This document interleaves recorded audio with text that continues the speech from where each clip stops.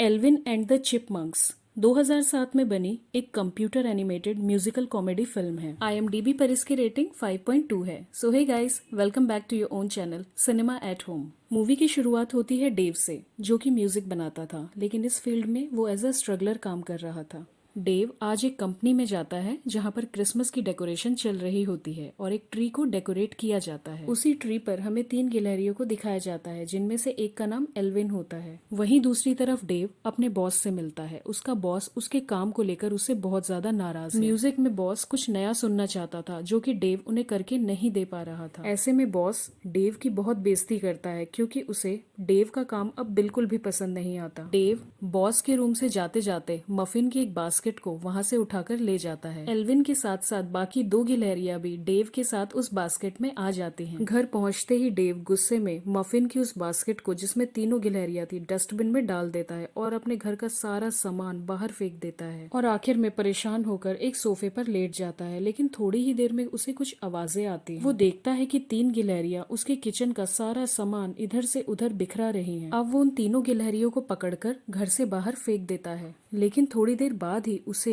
एक बहुत ही सुरीले गाने की आवाज आती है। वो खिड़की से बाहर देखता है कि वो गाना तो वो तीनों गिलहरियां गा रही होती है। वो उन्हें देखकर बहुत खुश हो जाता है और अपने घर के अंदर बुला लेता है। डेव उन तीनों गिलहरियों से एक डील करता है कि अगर वो तीनों उसके लिए गाना गाएंगी तो वो उन्हें सारी सुविधाएं देगा। तीनों गिलहरियां डेव की बात मान जाती है। अब डेव अपने बॉस के पास उन तीनों को लेके जाता है, लेकिन उसके बॉस के सामने वो तीनों ही गिलहरियां थोड़ी डर जाती है और गाना नहीं गा पाती। ऐसे में डेव परेशान हो जाता है, क्योंकि उसके हाथ से वो प्रोजेक्ट निकल जाता है। अब डेव परेशान होके उन तीनों गिलहरियों को बताता है कि उसके पास ना अब जॉब है और ना खाने के लिए कुछ। उसी बीच डेव की गर्लफ्रेंड का एक वॉइस मैसेज आता है, जिसमें वो शाम को 7 बजे डिनर के लिए डेव के घर आने वाली थी। वो तीनों गिलहरियां डेव से कहती है कि अभी केवल आधा घंटा बचा है, तो तुम बाहर से खाने के लिए कुछ ले आओ और घर की साफ सफाई हम कर देंगे। डेव उन तीनों गिलहरियों की बात मानते हुए घर से बाहर चला जाता है और कुछ खाने के लिए लेके आता है। वापस आकर वो देखता है कि वाकई घर काफी साफ सुथरा हो चुका है। ऐसे में उसकी गर्लफ्रेंड भी वहां आ जाती है।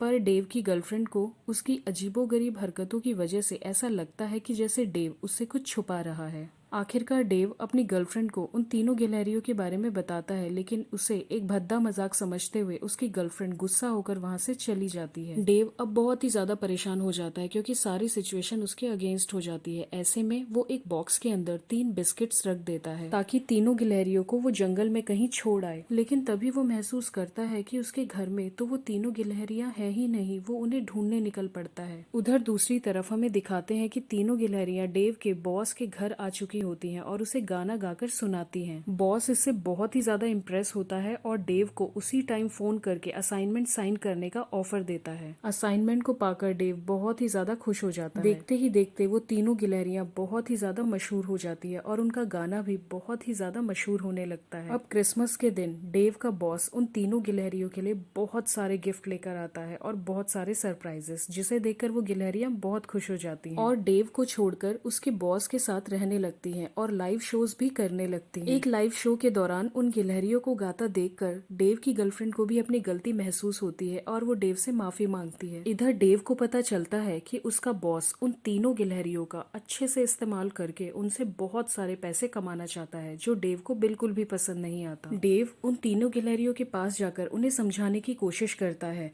लेकिन वो तीनों गिलहरियां उसकी बात नहीं मानती। वो तीनों डेव से कहती है कि डेव का बॉस उन तीनों का बहुत ही ज्यादा ख्याल रखता है और एक फैमिली की तरह उन्हें समझता है। इसलिए वो तीनों डिसाइड करती हैं कि वो परमानेंट ही डेव के बॉस के पास जाकर रहेंगी। बॉस उन तीनों को अपने साथ लेकर जाता है और अपने घर में उनका एक ग्रैंड वेलकम करता है, जिससे वो तीनों बहुत ही ज्यादा खुश और एक्साइटेड हो जाते हैं। बॉस भी उन तीनों गिलहरियों का बहुत ही अच्छे से यूज करता है और उनसे लगातार लाइव कॉन्सर्ट कराता जाता है। लगातार लाइव शो करने की वजह से उन तीनों की ही तबीयत बहुत ज्यादा बिगड़ जाती है। उन तीनों की बिगड़ी हुई तबीयत के बारे में जब डेव को पता चलता है, तो वो अपने बॉस को कॉल करके ये सब रोकने को कहता है। लेकिन बॉस डेव की एक बात भी नहीं सुनता और वो अपने लाइव शोज लगातार जारी रखता है। साथ ही साथ वो उन तीनों को भी शो के लिए जबरदस्ती राजी करता है, जो उन तीनों को बिल्कुल भी पसंद नहीं आता। ऐसे में उन तीनों गिलहरियों को अब डेव की याद आती है, क्योंकि कहीं न कहीं वो उनका बहुत ही ज्यादा ख्याल रखता था। अगले दिन डेव को पता चलता है कि तीनों की तबीयत इतनी ज्यादा खराब होने के बावजूद बॉस उनसे जबरदस्ती शो करवा रहा है, तो अब डेव डिसाइड करता है कि वो इन तीनों गिलहरियों को बॉस के चंगुल से छुड़ाएगा और वहाँ से सेफली वापस लेकर आएगा। लेकिन वहाँ पहुंचकर सिक्योरिटी डेव को अंदर नहीं जाने देती। ऐसे में वो जोर से एल्विन का नाम पुकारता है। डेव की आवाज सुनते ही एल्विन के साथ साथ बाकी दो गिलहरियां वहाँ का लाइव शो छोड़कर वहाँ से भाग जाती हैं और डेव के साथ गाड़ी में बैठकर वहाँ से दूर निकल जाती है। डेव भी उन तीनों को देखकर बहुत ही ज्यादा खुश होता है और अब डेव उनके साथ एक फैमिली की तरह रहता है। और इसी के साथ ये मूवी यहीं खत्म हो जाती है। तो मिलती हूँ अब आपसे अगली वीडियो में, तब तक के लिए बाय बाय।